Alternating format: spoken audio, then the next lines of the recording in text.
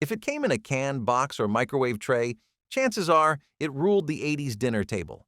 Some still hit like comfort food classics. Others, total culinary crimes. But everyone deserves a bite, at least once in your life.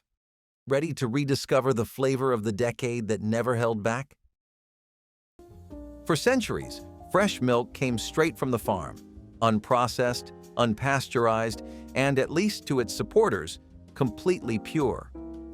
By the 1980s, raw milk was still widely consumed in rural communities and health-conscious circles, with some swearing by its superior taste and supposed nutritional benefits. But public health officials saw things differently, and eventually, the debate over raw milk became a battle between tradition and safety. Unlike the pasteurized milk found in grocery stores, raw milk skips the heating process that kills harmful bacteria. Advocates claimed this preserved beneficial enzymes and nutrients, but there was a significant risk. Raw milk could carry dangerous pathogens, including Salmonella, Listeria, and E. coli. Outbreaks linked to raw dairy led to serious illness and, in some cases, fatalities. Regulators took action.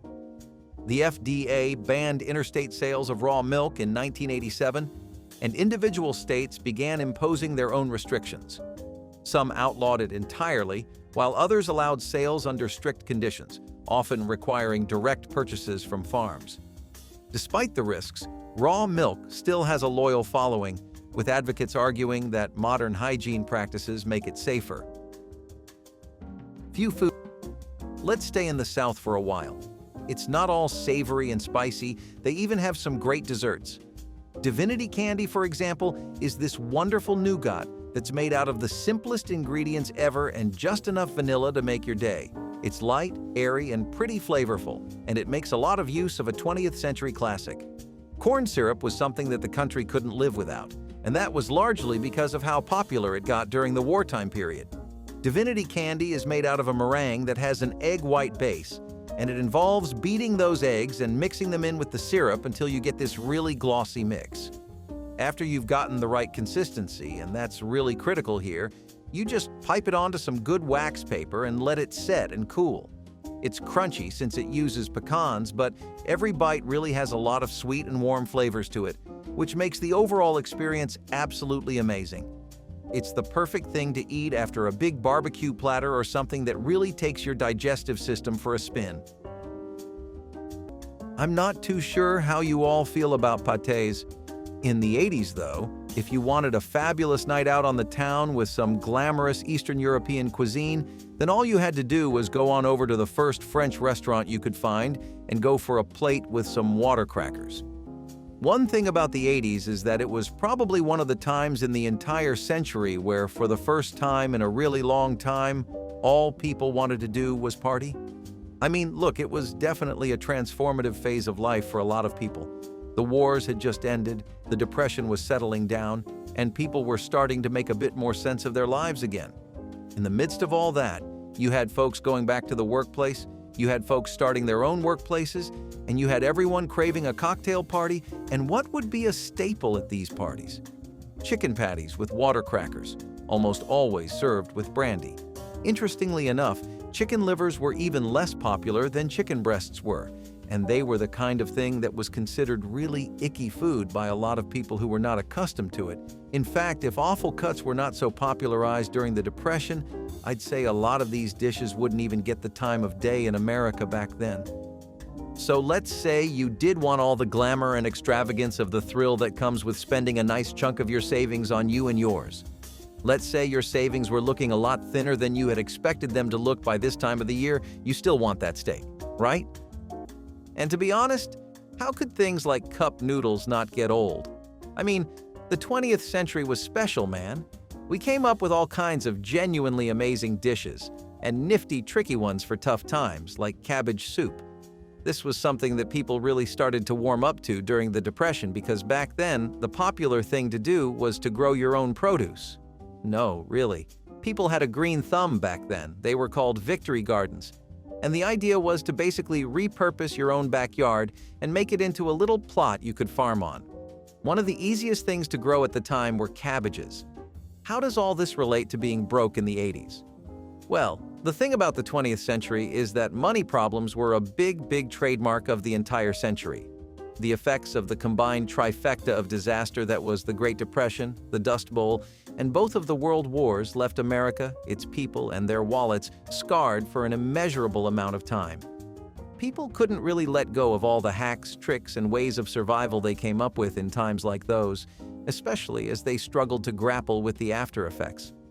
Cabbage soup was one of the most popular meals to make for working-class families because for 25 to 35 cents, you could feed your family a nutritious meal that could be added to in several different ways. Not a bad deal, right? In the hustle of the 1980s, Carnation breakfast bars offered a convenient, nutritious start to the day, embodying the era's burgeoning interest in on-the-go meals. Their disappearance from the market left many yearning for the unique blend of convenience and taste they offered. Today, while similar products exist, the original bars have a nostalgic charm that modern equivalents struggle to capture. They were a pioneer in the breakfast bar market, making them memorable for their role in introducing the concept of breakfast that could fit in your hand. Interestingly, not many know that these bars were among the first to combine nutrition with convenience, setting the stage for the myriad of snack bars available today. A common misconception is that these were just candy bars in disguise, but they were actually designed to provide a balanced start to the day. Coconut cream pie is distinguished by its creamy, custard-like filling that blends eggs, sugar, and coconut milk, poured into a flaky pastry crust and topped with whipped cream and toasted coconut flakes.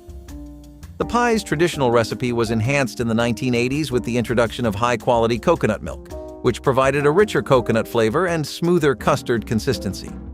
The pie crust is typically pre-baked, a technique known as blind baking, to prevent it from becoming soggy once the wet filling is added. Innovations during the 1980s included the use of shredded coconut in the crust itself, adding texture and reinforcing the coconut flavor throughout the dessert. Food science played a role in improving the stability of the whipped cream toppings with the development of longer-lasting, stiffer whipped cream formulations, which kept the pies looking fresher for longer periods. Peach chicken became popular in the 1970s, aligning with an American trend of integrating fruit into savory dishes. This recipe combines the natural sweetness of peaches with the savory depth of chicken, creating a delightful contrast. Browned chicken pieces are simmered with fresh or canned peaches, with ginger and cinnamon adding a layer of spice that complements the sweetness. Additional peach preserves or syrup can be added to enrich the sauce, deepening the dish's flavor profile. A splash of bourbon or brandy is sometimes included, lending a smoky nuance. The sauce is typically thickened with a cornstarch slurry, producing a glossy finish that adheres beautifully to the chicken. This dish illustrates the versatility of chicken as a canvas for flavor, adeptly marrying the sweet with the savory in a uniquely American culinary experiment. Seafood lovers in the 1980s had no shortage of options. From all-you-can-eat shrimp nights to roadside oyster shacks, shellfish were a delicacy that ranged from high-end dining to backyard boils. But behind the scenes, there was a major issue lurking in the industry: a lack of regulation on shellfish harvesting. At the time, many shellfish came from unregulated waters, meaning they were harvested without proper oversight for contamination. Shellfish, especially oysters and clams, are filter feeders, meaning they absorb whatever is in the water, including bacteria, heavy metals, and industrial runoff. When shellfish were harvested from polluted waters, they sometimes carried toxins, parasites, and dangerous bacteria like Vibrio and hepatitis A. Public health officials knew this was a problem, but enforcement was inconsistent.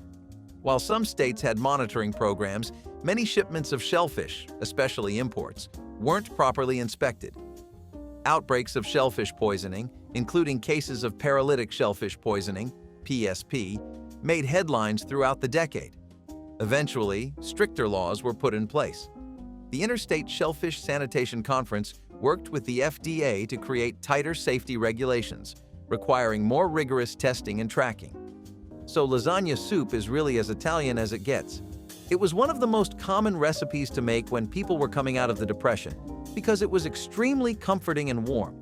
It involved basically the entire blueprint of a lasagna, the pasta, meat, and vegetables, and yes, the unholy amounts of tomato sauce, but it was all in soup form. This dish was something people really treasured both for its taste and how easy it became to prepare it thanks to modern progressions in cooking appliances. You didn't have slow cookers that were half this good back in the 50s and 60s. One of the best reasons to make this dish was that it offered you a lot of nutrition for almost nothing. You could make this using leftovers, random scraps, or even vegetables that are different from what you typically order. This helps keep the soup fresh each time you make it, while also ensuring that it becomes your go-to for a health boost. Who wouldn't want that? Personally, I think the Italians really cracked the code on all this healthy eating stuff. What about you? Would you consider keeping lasagna soup as a side dish in your roster? Or are you a purist who swears there's nothing better than the classic layered, cheesy lasagna? Despite the incredible usage pasta bakes had throughout a majority of the 20th century, they actually were not something that managed to last too long into the 2000s. Back in the height of its popularity, though, it was known for being one of the best layered recipes you could make. You had yourself a cascading symphony of golden, bubbling cheese, earthy and nutritious vegetables, and some of the nicest and most savory bits of meat you probably have ever had in a pasta. The texture here was really something to behold. You had yourself an Italian-American ziti that was going more and more towards tangy tomato notes instead of the usual herbal taste that people were associating with pasta seasonings. It's something that a lot of people loved an incredible amount about Italian-American cooking, and it was one of the most reliable and dependable middle-class meals throughout the East Coast. It was not just known for being a really cheesy East Coast staple either. It was really popular in certain Midwestern regions as well as the southern expanse of America. That's just because so much of the materials and ingredients that were used in this recipe were so locally available over there, despite how Italian-American cooking had not completely made a reputation for itself there by the 80s. You also had an incredible amount of variation here. You could throw in tuna, ground beef, or even chicken and still get the same flavors, but with the kind of meat you love to have instead. What do you think going to the gym was like in the 80s with all this? Seriously, nowadays we have all kinds of conveniences. But back then, the typical gym bro diet wasn't creatine and whey powder as a pre-workout. It was a box of egg salad sandwiches. You'd get the carbs you needed from the bread, and eggs are one of the most classic ways to get some protein in your diet anyway. So you put two and two together, and it's like the idea was calling out to you all along. No, but really, people were struggling to really fine-tune their diets according to their health needs. And it wasn't just gymaholics.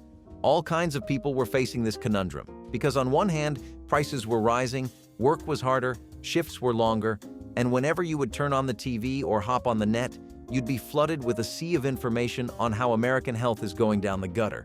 It would make you want to eat healthy, but eating healthy costs a pretty penny. Things like egg salad sandwiches were a really neat compromise for a lot of people, and a fairly tasty one too. Palate. The plum torte, especially as it rose to fame in the 1980s through a widely shared New York Times recipe, became a symbol of seasonal simplicity and elegance. Its decline in visibility can be attributed to the influx of more exotic and intricate desserts. Yet, there's a resurgence of interest in this minimalist dessert, reflecting a broader trend towards simplicity and seasonality in baking. The plum torte was celebrated not just for its delicious flavor, but for its ability to highlight the plum's natural sweetness, making each bite a blend of tart and sweet. This dessert transcended regional popularity, becoming a cherished recipe among home bakers nationwide. A lesser-known fact about the plum torte is its role in promoting the use of seasonal fruits in desserts, encouraging cooks to think locally and seasonally long before it became a culinary movement. Sock it to me cake, a rich, buttery coffee cake filled with a ribbon of cinnamon, brown sugar, and pecans, became popular in the late 1960s and continued its popularity into the 1980s. This cake is based on a basic yellow cake mix, which is enhanced with sour cream to add moisture and density. The sock it to me filling is swirled into the batter, and the cake is typically topped with a simple glaze. In the 1980s, the cake became a favorite for its easy preparation and delicious results, often appearing in brand advertising for cake mixes as a prime example of how home bakers could create bakery-quality cakes at home. The ease of customization by adding different nuts or fruits, or even adapting the sugar mix to include flavors like maple, made it a versatile recipe that home bakers enjoyed experimenting with. Rabbit stew is a beloved traditional dish in various cultures, renowned for its hearty and comforting nature. This stew typically features tender pieces of rabbit slow-cooked with onions, garlic, and aromatic herbs like rosemary or thyme, which subtly enhance the mild flavor of the rabbit. Additional vegetables such as carrots, celery, and potatoes often join the mix, creating a robust, one-pot meal. The stewing liquid, usually wine or stock, enriches the dish, lending depth and complexity as it simmers. Rabbit meat, known for its leanness and delicacy, benefits greatly from the slow cooking process, becoming incredibly tender and infused with the rich flavors of the broth and vegetables. Rabbit stew is especially appreciated during the colder months or in rural settings where rabbit is a common game meat. For generations, sweetened condensed milk was a kitchen essential.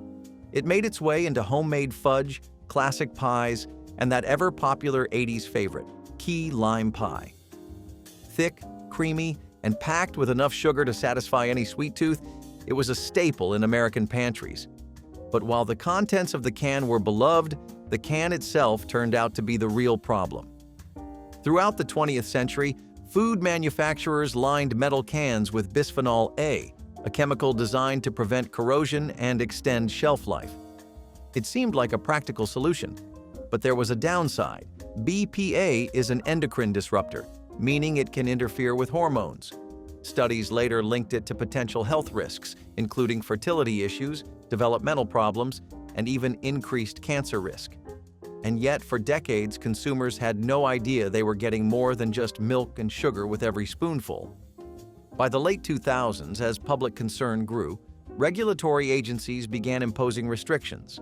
Many food companies voluntarily switched to BPA-free packaging, though debates over the chemical's safety continued. Minnesota's always a place you associate with big families that like to hold even bigger feasts. Naturally, in such a place, dishes that have a lot of crowd-pleasing abilities take first place. Hot dishes, which are a type of casserole, fit that bill perfectly. For the longest time, hot dishes have been a massive part of the comfort food traditions of America. But that couldn't be truer than it is for Minnesota. Ground beef, pasta, peas, green beans, and corn, and the creamiest and cheesiest sauce you know are the tricks to making a good hot dish, and it's something that Minnesotans just can't seem to replace. A lot of people actually seem to think that this love of a hot dish comes from the struggles Minnesota suffered throughout the post-World War II and Great Depression periods. Back then, it was extremely vital that people prepare dishes that could feed entire families with minimal ingredients. As the name implies, it's also pretty hot, which makes it perfect for the winters and for reheating it. Potlucks and casseroles were always something that was really popular in America, especially in Minnesota, and this casserole is textbook proof of that never-ending trend. Curried chicken salad was pretty much the nicest mid-century reinvention you could have had. It came in very clutch because, like I said, people were definitely starting to worry about their health and what their consumption habits were doing for it.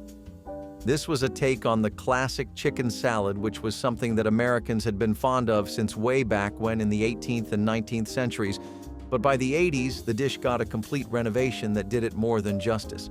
Let's go a bit into the history of this recipe, though, because it's actually bumbled around in many different places. So, see, firstly, you had a lot of the fascination that Americans were having with coronation chicken, which was something that was first invented and prepared for Queen Elizabeth II's coronation all the way in 1953. It had made headlines in more than a few places around the world, and it had a curry dressing that was really similar to this. Everyone obviously wanted to feel the regality that comes with trying something made for a queen, and in this case, the queen. So they hopped on the bandwagon. Then, ladies' luncheons were becoming really popular, and I kind of mentioned them before too. These were always filled with light and airy dishes that were good for you instead of hearty meals that would bloat you and slow you down throughout the day. People loved it for its easy-to-digest nature and amazing flavors, and how it was proving that healthy food didn't have to be bad. And if things like ramen aren't really to your liking, which I personally don't get at all, but you do you, there was always a lot of healthy canned food like beans and rice. Canned beans have always been a pretty integral part of cost-effective American eating ever since the days of the Wild West and the American frontier. But while people were eating beans by a campfire in those times, in the 80s, it was more like your average New Yorker opening up a can and some rice as they'd watch High School Musical for the third time. Honestly, this was so cheap that you could easily just get it for around, 30 cents? Plus, it was a nice little way to get protein. Living on a budget is one thing, but eating on a budget makes getting your gains and just keeping your health in check a pretty hard ordeal. Things like this help a lot, and hey, you get your choice of beans. Kiev, with its buttery, herbed center encased in a crispy breadcrumb shell, was the epitome of gourmet home cooking in the 1980s. Its decline in popularity might be attributed to the rise of faster, simpler meal solutions. However, there's a charm to the ceremonial cutting into chicken Kiev, releasing its aromatic, molten heart.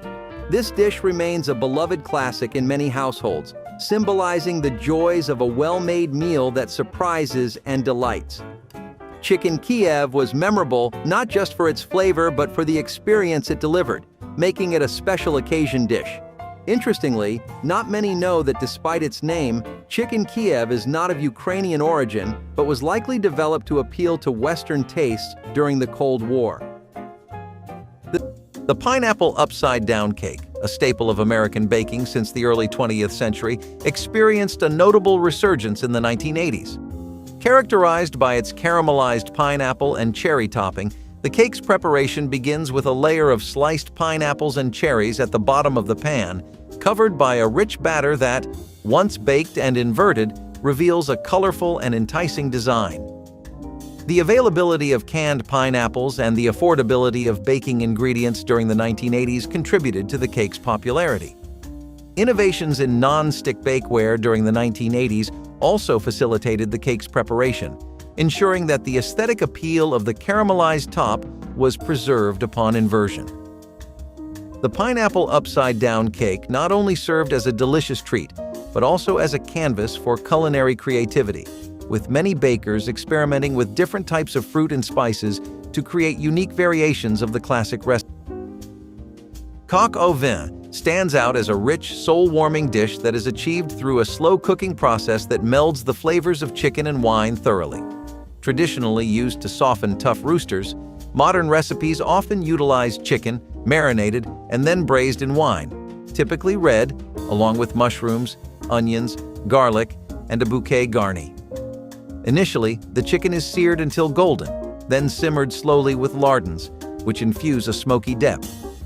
This technique showcases French braising skills, starting with a high sear followed by a gentle, prolonged cooking in a covered pot, allowing the intricate flavors to blend and enhance the meat. The selection of wine is pivotal, forming a flavorful sauce base that deeply seasons the chicken, transforming it into a hearty, deeply satisfying stew that exemplifies rustic yet refined French cooking. By the 1980s, salmon wasn't just a high-end delicacy. It was quickly becoming an everyday dinner option. Thanks to the rise of farmed salmon, grocery stores could offer it at lower prices, and restaurants could serve it year-round. But beneath the pink fillets and fancy plating, the industry was facing serious problems. In the early days, salmon farming was like the Wild West. Little regulation, few environmental controls, and plenty of health concerns. The biggest issue was overcrowding. Early salmon farms packed fish into small enclosures, creating the perfect breeding ground for parasites and disease. To keep infections under control, farmers turned to antibiotics and chemical treatments, some of which later raised concerns about contamination. Meanwhile, waste from the farms polluted surrounding waters, leading to long-term damage in coastal ecosystems.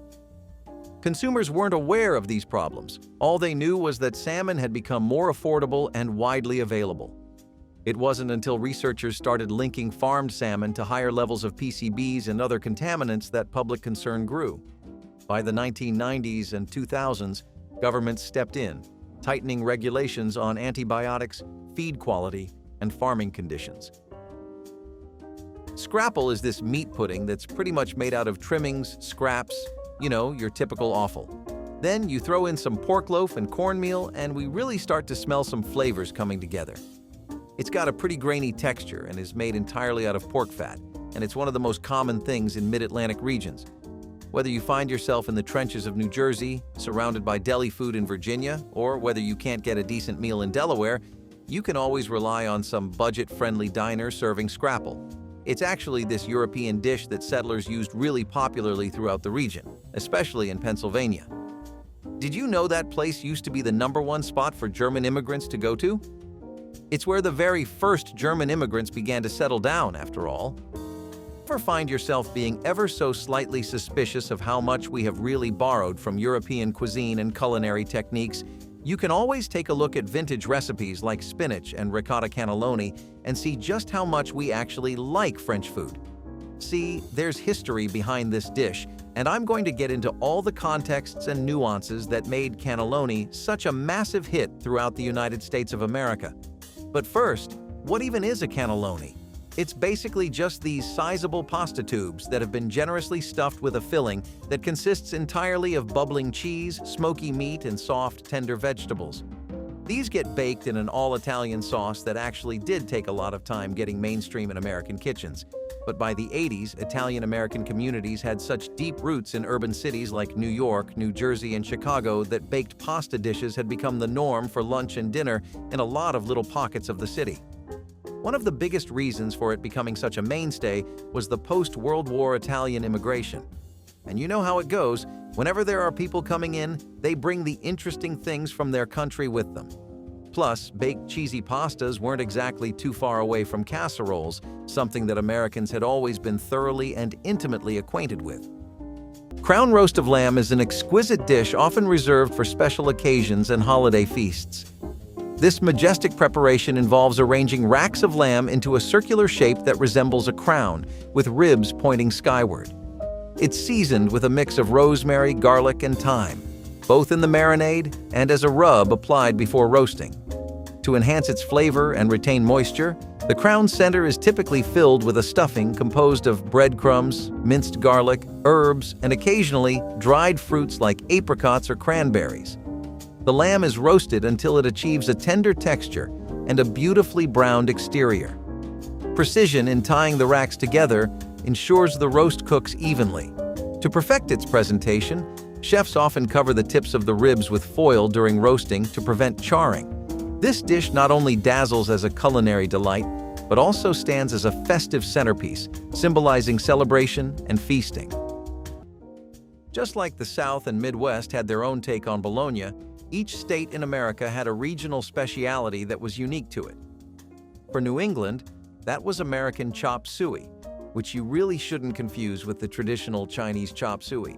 This is something that you got thanks to other cultural renovations going around in the 80s, namely the rise of fusion food and globalization. Without getting too deep into what the effects of a super-connected world are, let's just say your cuisines and traditions definitely get warped when they go past American borders. Though, correct me if I'm wrong, but I think that's the case for Chinese cooking everywhere. American chop suey was something that also incorporated all the other cultures and cuisines that were thriving in America by the 80s. Italian-American influences, for example, meant that instead of Chinese egg noodles, a nutritious mix of meat and root vegetables in a tangy or savory sauce, you instead had pasta and lots of little bits of Spam, bacon, or ham. People would throw in ground beef, canned tomatoes, and all kinds of other things. It was one of the most popular meals in places like Massachusetts, Rhode Island, and Vermont, though really, it just took the format of chop suey, not the preparation. Dirt cake, with its playful presentation and rich, creamy taste, captured the imagination of kids and adults alike in the 1980s. This dessert's gradual disappearance from the spotlight can be seen as a move towards healthier, less processed options. However, its nostalgic appeal and the joy it brings to gatherings make it a timeless treat. Dirt cake was more than just a dessert. It was an experience, offering a creative and fun way to enjoy a sweet treat. Its appeal was widespread, creating fond memories at birthday parties and family events across the country. Something not widely known about dirt cake is its adaptability.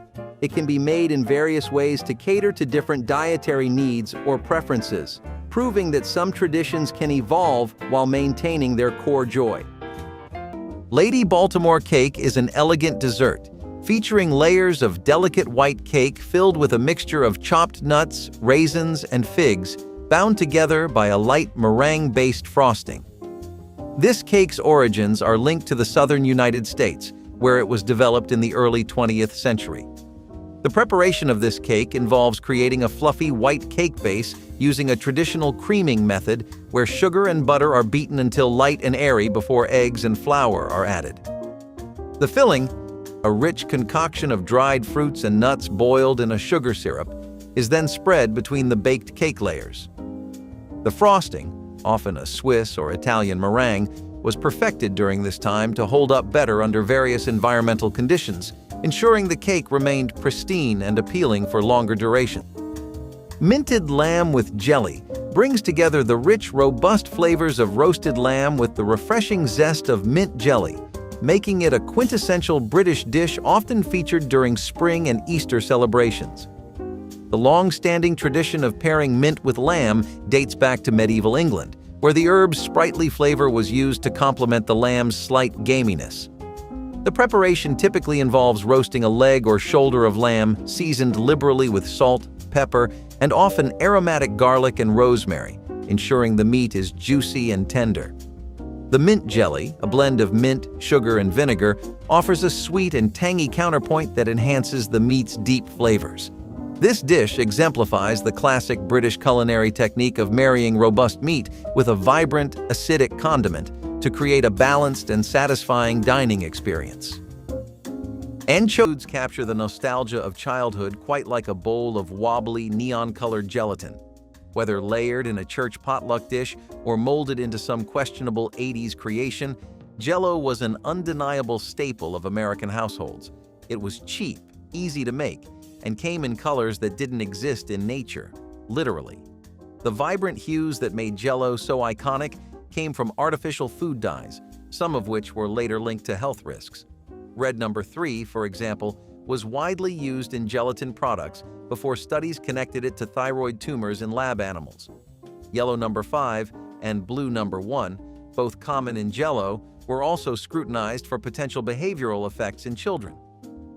While food manufacturers insisted these dyes were safe in small amounts, consumer advocacy groups weren't convinced. By the 1990s and 2000s, some countries, including parts of Europe, began banning or restricting certain artificial colors. In the US, the FDA placed stricter regulations on labeling, and some brands voluntarily reformulated their products. Despite concerns, Jell-O remained a household favorite, proving that nothing, not even a little controversy, could shake its place in American kitchens. Gnudi is an Italian dish that we take from Umbria, and they're actually pretty similar to gnocchi. Imagine if you made your gnocchi with ricotta cheese and starches instead of the typical stuff. Gnudi, funnily enough, actually means naked in Japanese, and it's a clever little joke too, since gnudi isn't made with any kind of pasta wrapping like your typical gnocchi is. So, one of the reasons this dish got really popular was because of how badly people wanted to show off their skill in the kitchen. The big thing here was nailing the burro noce, or the brown butter sauce, and shaping and poaching the gnudi. It took a lot of precise, detail-oriented skill to shape the gnudi, and that meant that you only made it if you were comfortable with your skill in the kitchen. Our next dish is going to be the perfect bridge between savory and sweet, and if you're a veal fan, then this is one you absolutely need to recreate in your kitchen. These veal cutlets were always pan-fried and simmered in a wine sauce that had been made from Marsala wine, and that was a pretty big deal in wine and gourmet circles, and I'm going to tell you why. Sicily was basically the hometown of wine, and Marsala was essentially a fortified wine from there. What does it mean if a wine is fortified? Well, it's the same as any fortification. You throw a layer or two on top for extra safety, and in this case, safety means more alcoholic content. You would basically mix in extra booze, which could be sherry or port. and it meant that the end result was this really thick, rich, and caramelized wine that had flavors of vanilla and spices laden throughout it, meaning it was one of the best wines to ever serve with savory meat dishes. It was something that was also much more accessible because of Italian immigrants, who, as I told you before, started to come in droves after the war. By now, they had made such a habit of importing the wine that it was something that was familiar to most homegrown American cooks by the 80s, too. Veal marsala was something that took what French cuisine does best: mix wine with meat to give you a meal you could never imagine yourself. Let's say you had some marsala or some sherry or any drink of choice lying around, right? Let's say you weren't the biggest supporter of veal, but hey, hot dogs are a funny one. It's arguably the most American thing to ever America, but it's also something that's kind of never in the forefront. I mean, it's like Bugs Bunny. You know he's him, like he's basically the Michael Jordan of cartoons, right? Who's beating Bugs Bunny in polls? No one. Yet when there's a new exciting animated movie, who do you usually see? It's definitely not Bugs Bunny. Puss in Boots, Shrek, Elsa, hot dogs are the same. You go down the street, turn a corner to your favorite deli or roadside stall, or just walk into a grocery store, and you'll see all kinds of options for hot dogs. Is it ever something that's at the top of your timeline, making rounds on the internet, or on the front cover of a cookbook or one of the most heavy-hitting recipes? Not really. Do I blame them? No, after all, it is just a hot dog. Yet if you're broke, hungry, and too tired to think, it's arguably the best meal you can ever get for yourself. Hot dogs were something that brought so much relief to a bunch of different people, working class and wealthy homes alike. A pack of these for $1 would net you around 8 dogs, and a pack of buns would range around 50 cents. Throw in some canned beans and you're pretty much set. So in less than $3, you could go to bed pretty damn satisfied. Peanut butter boppers, a delightful mix of peanut butter and various coatings, struck a chord in the 1980s snack scene. Their gradual fade from store shelves has left fans reminiscing about their unique taste and texture. However, the spirit of peanut butter boppers lives on through DIY recipes and the occasional resurgence in retro-themed stores. These treats were not just another snack. They represented the innovative and playful food creations of the time, blending flavors and textures in a novel way. Peanut butter boppers were a nationwide craze, illustrating the era's appetite for peanut butter in new forms. A little-known fact is that these snacks were ahead of their time, combining the energy boost of peanut butter with the convenience of a grab-and-go snack, a format that remains popular today. Hot lemon meringue pie is a classic American dessert consisting of a crisp pastry shell filled with rich lemon custard and topped with a fluffy toasted meringue. The pie's origins can be traced back to the 19th century, but it was in the 1980s that its preparation saw significant refinement. Key to the pie's structure is the stability of the meringue, which in the 1980s benefited greatly from advancements in oven technology that allowed for more precise temperature control, crucial for achieving the perfect meringue. Food science innovations during this time also introduced more reliable cornstarch-based thickeners, which ensured the lemon filling was consistently firm and glossy. Another significant enhancement was the development of more durable and decorative pie dishes that went directly from oven to table, which helped maintain the aesthetic quality of the pie. Chicken merengue holds a storied place in culinary history, famously prepared for Napoleon after the Battle of Marengo. This dish encapsulates the essence of victorious improvisation using local ingredients available at the time. Chicken merengue starts with chicken pieces sautéed in olive oil, braised with onions, garlic, and tomatoes, enriched by a splash of white wine that deglazes the pan, forming a robust sauce. Later additions often include mushrooms, and traditionally, it was garnished with fried eggs and crayfish, though these are less common today. The slow simmering melds all the flavors beautifully, allowing the tomatoes to break down and create a rich, savory sauce that complements the tender chicken perfectly. This dish exemplifies French provincial cooking, utilizing straightforward techniques and local ingredients to produce a dish rich in history and flavor. By the 1980s, store-bought pudding had become a staple in American households. Creamy, convenient, and kid-approved, it was an easy dessert that required no effort. just peel back the foil lid and dig in. But what many people didn't realize was that their favorite tapioca pudding contained an ingredient that would later be banned in several countries: carrageenan. Extracted from red seaweed, carrageenan was widely used as a thickening and stabilizing agent in dairy products. It gave pudding a smooth, uniform texture while preventing separation, making it a dream ingredient for food manufacturers. But there was a catch. Studies later suggested that carrageenan could trigger digestive inflammation and even contribute to serious gastrointestinal issues, including ulcerative colitis. For decades, the FDA and other regulatory agencies debated its safety. While food manufacturers insisted it was harmless in small amounts, consumer advocacy groups pushed for stricter oversight. Eventually, growing health concerns led to carrageenan being banned in certain organic products and phased out of many conventional foods. Despite the controversy, pudding sales never really suffered. Manufacturers simply reformulated their recipes, and shoppers continued grabbing their favorite brands off the shelves. Pepperoni rolls are actually a pretty iconic and beloved snack if you go on over to West Virginia. A lot of people think that this has to do with how the snack has its roots deep in the Italian immigrant communities that have settled down there and made a home throughout the 20th century, but I also think it's this general trend of Americans preferring Italian and French food. A lot of miners would eat these rolls, though, especially in the towns that were really known for mining. Pepperoni rolls remained popular through the 1980s, especially as a budget-friendly meal option during economic downturns. Their portability made them a go-to for busy families and workers looking for quick, affordable lunches. Unlike pricier deli meats or elaborate sandwiches, pepperoni rolls offered a satisfying blend of protein, carbs, and flavor at a low cost.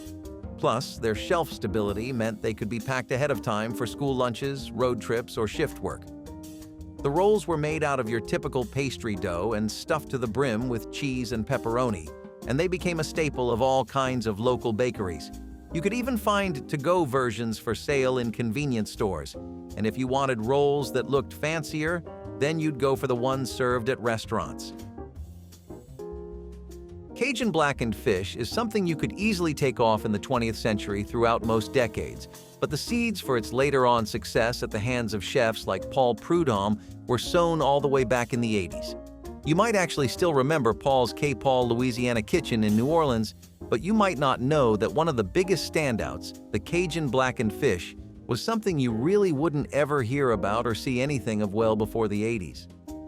Red fish was a lot like skirt steak in that it was one of the cheapest kinds of fish you could ever find. But the star of the show was entirely the bold Cajun spice blend that took center stage here and made the spotlight its own. It was simple, really. It was never anything too exquisite or something you could never source locally, something where availability and accessibility were a real issue. You had paprika, cayenne, garlic powder, and thyme, and that was all stuff that most people's cabinets had in abundance. It also didn't exactly need any kind of equipment. You just needed a trustable cast iron skillet that's seen better days. Those are the ones that give you the real flavor. Anyway, for almost about $2, you could get blackened fish at cafeterias and casual seafood joints, and it was a pretty good dish, all things considered. Though honestly, some people decided to save things up and go home instead. For a week or two, just to relax, you know? Anyway, at home, people's diets were changing in yet another way once again. Top round roasts were a really good example of this. They were something you would get from the round, primal cut of beef, and they were a really common voice for most families that wanted to eat on a reasonable budget. Hey, if you try to weasel your way out of buying good meat, you often end up with bad and tough cuts that are almost like rubber to chew, and no one wants that. Top round roasts were so nice and popular exactly because they were an affordable, lean cut, a previously never-before-seen phenomena in the lands of the United States. This lean cut was something that was really adaptable too. You can make it in all kinds of cooking methods. You could roast it, slow cook it, grill it, or even make a patty out of it. Plus, for $1.50 per pound, who was really competing with stuff like this? I mean, sure, it was no ribeye, but at least you had a roast to come back to. That's why people would save up and go home, because at some point, the ramen noodles start to get really old. Beef stroganoff, a rich, creamy dish featuring tender strips of beef and mushrooms, was a symbol of sophistication in the 1980s home cooking scene. It's a dish that whispers of a time when dinners were events meant to impress and satisfy. While its prominence on dinner tables may have waned, there's a growing appreciation for such hearty, comforting meals, especially those that offer a blend of simplicity and elegance. Beef stroganoff remains available both in homes and at restaurants that celebrate classic cuisine, highlighting its enduring appeal. This dish was beloved for its rich sauce and the way it made an ordinary evening feel special. Despite its perceived complexity, beef stroganoff can be easily made at home, inviting a new generation to savor its delightful combination of flavors. The chocolate mayonnaise cake, a novel yet beloved dessert, makes ingenious use of mayonnaise to replace traditional fat components like butter or oil. This cake's recipe typically combines unsweetened cocoa powder, sugar, and flour with mayonnaise, which adds moisture and richness to the cake without imparting a mayonnaise flavor. First coming into prominence during World War II due to rationing, this cake remained popular into the 1980s for its moist texture and deep chocolate flavor. The preparation involves simple mixing techniques, with mayonnaise added to the wet ingredients before combining with the dry, creating a batter that is notably smooth and easy to work with. Moreover, food manufacturers began to market mayonnaise specifically for its use in cakes during this period, highlighting its ability to create exceptionally moist desserts. Pork belly with cracklings is celebrated for its luxurious flavors and contrasting textures derived from the rich layers of meat and fat found in pork belly. The preparation process starts with scoring the skin and massaging it with a blend of salt, pepper, and aromatic herbs or spices to infuse flavor. The meat is slow roasted at a low temperature to render the fat and tenderize the meat, followed by a blast of high heat to crisp the skin into cracklings. This approach ensures the pork belly stays succulent, while the outer skin turns deliciously crisp. Often served sliced thickly and accompanied by applesauce or a cider reduction, this dish perfectly pairs the pork's richness with a touch of sweet acidity. The allure of pork belly with cracklings lies in the depth of its flavors and the satisfying interplay of tender meat with crispy skin. By the 1980s, diet culture was booming, and food companies were on a mission to make everything sugar-free. From sodas to snack cakes, artificial sweeteners promised all the sweetness without the calories. One of the most popular and controversial was sodium cyclamate, a chemical sweetener that had already been banned in the US but was still widely used in other countries. First introduced in the 1950s, cyclamate was 30 to 50 times sweeter than sugar and far cheaper to produce than alternatives like saccharin. It quickly became a favorite in diet sodas and low-calorie desserts. But in 1969, everything changed when studies linked it to bladder cancer in lab rats. The FDA wasted no time, banning it in the US despite ongoing debates over whether the findings applied to humans. Meanwhile, cyclamate continued to be used in over 50 countries, including Canada and parts of Europe, where regulators determined it was safe in controlled amounts. Even today, some experts argue that the original studies were flawed and that the ban was premature.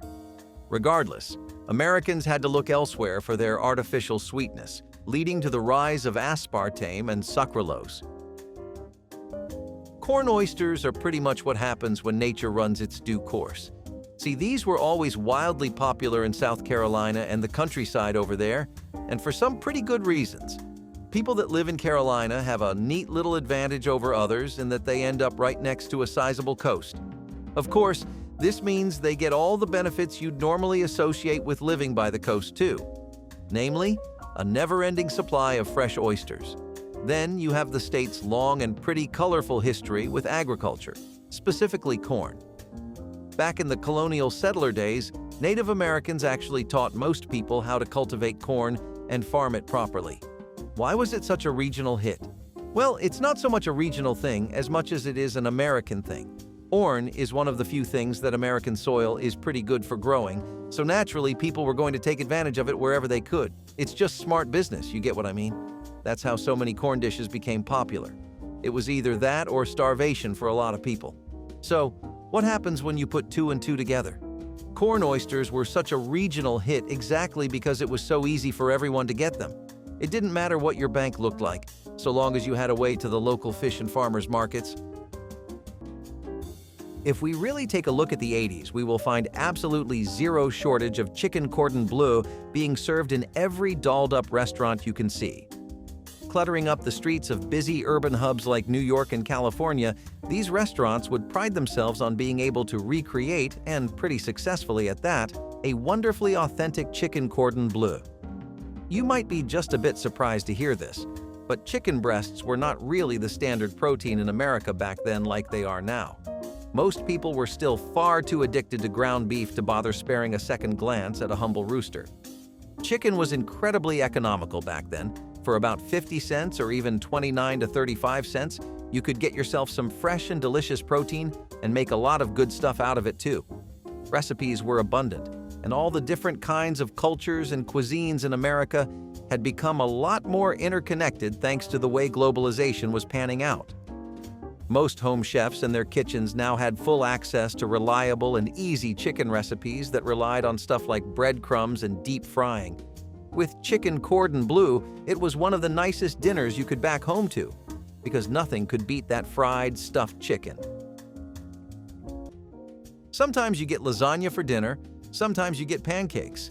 A lot of people in the 80s were going to sleep after pigging out on the latter rather than the former. Pancakes were.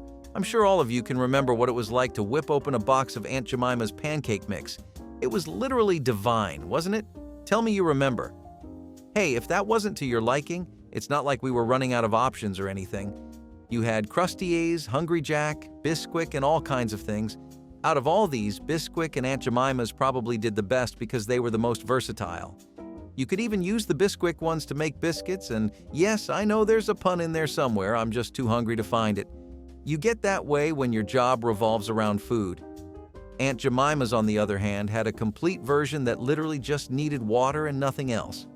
Plus, a box of pancake mix would run you around $1, and the syrup would come with it, so a lot of people cozied up for dinner with some fresh hot pancakes.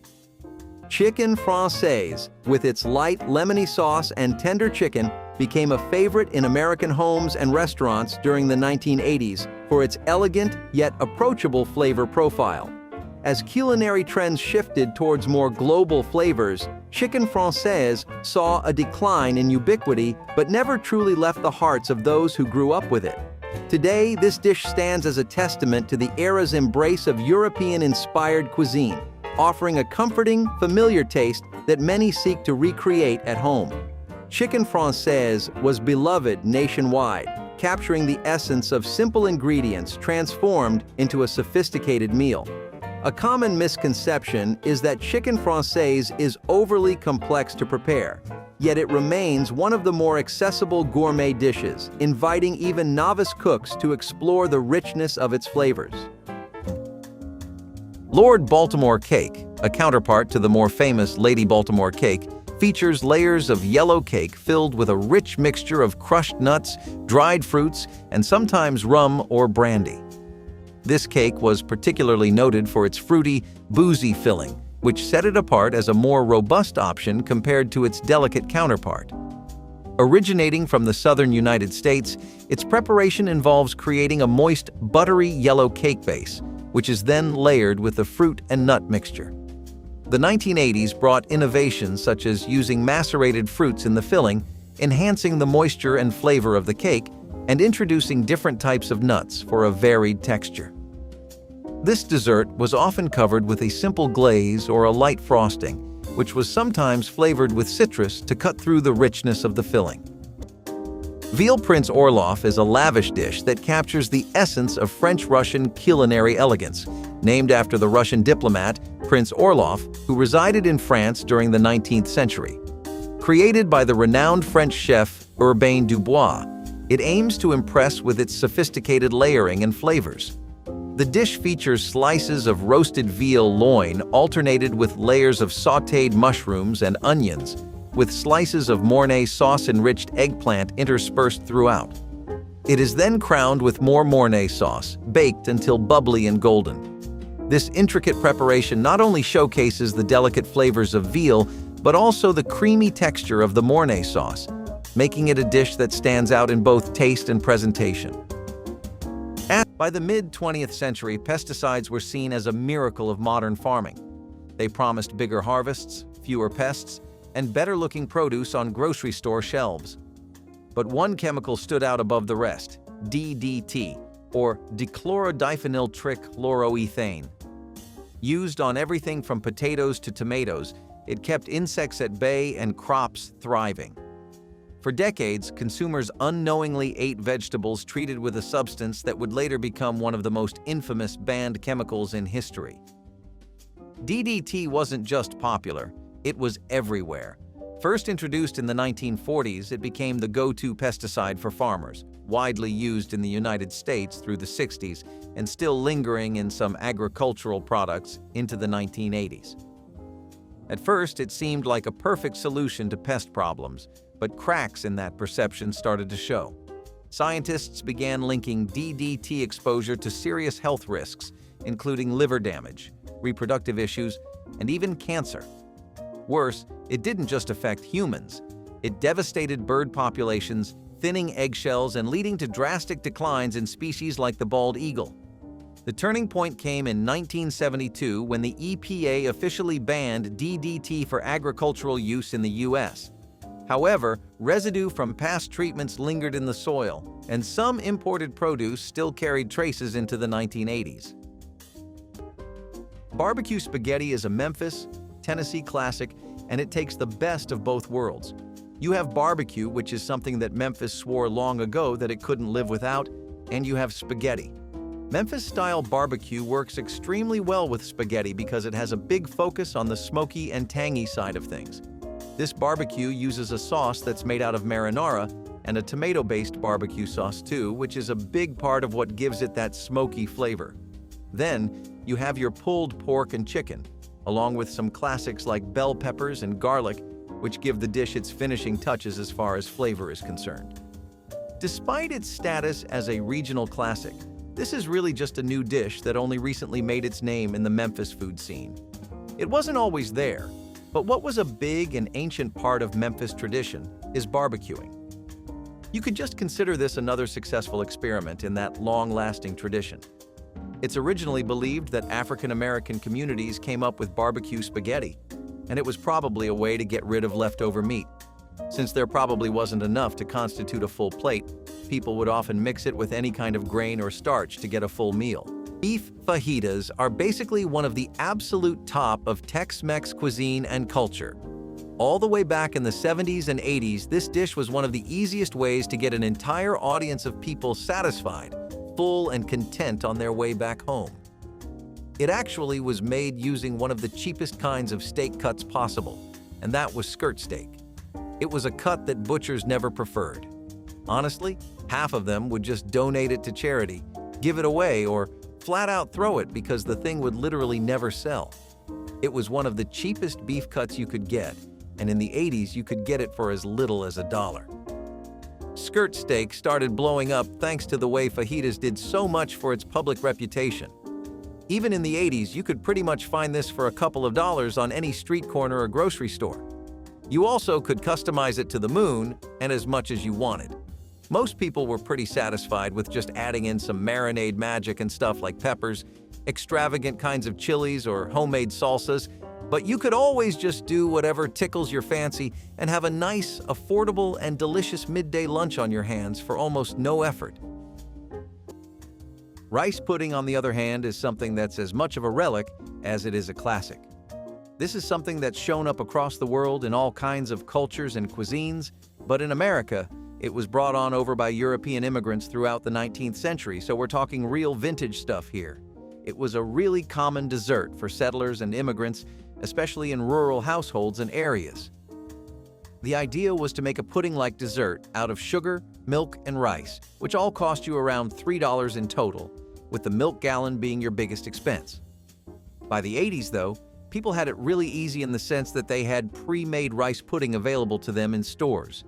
Brands like Cozy Shack made sure you had options to fall back on when you really didn't have tiramisu money. I mean, I get it. How many of us have tiramisu money these days? As far as the taste is considered, rice pudding was pretty creamy, a little sweet, and it had a decent amount of richness from the milk. Some people would throw in warm spices and cream as well. The 7-layer dip is a party staple that refuses to go out of style. Originating in the Tex-Mex cuisine of the 1980s, this dish is a colorful, flavorful stack of ingredients, including beans, sour cream, guacamole, and cheese. It's a testament to the era's love for communal, casual dining experiences. Despite the introduction of countless new appetizers, the 7-layer dip remains a favorite for its ease of preparation and the universal appeal of its layers. It's a dish that invites customization, allowing hosts to add their own twist. What's special about the 7-layer dip is how it brings people together, gathered around a single dish, diving into its rich layers, a truly interactive eating experience. That wraps up our list of 100 unforgettable recipes from the 80s. Drop your favorite in the comments, and don't forget to like and subscribe for more blasts from the past.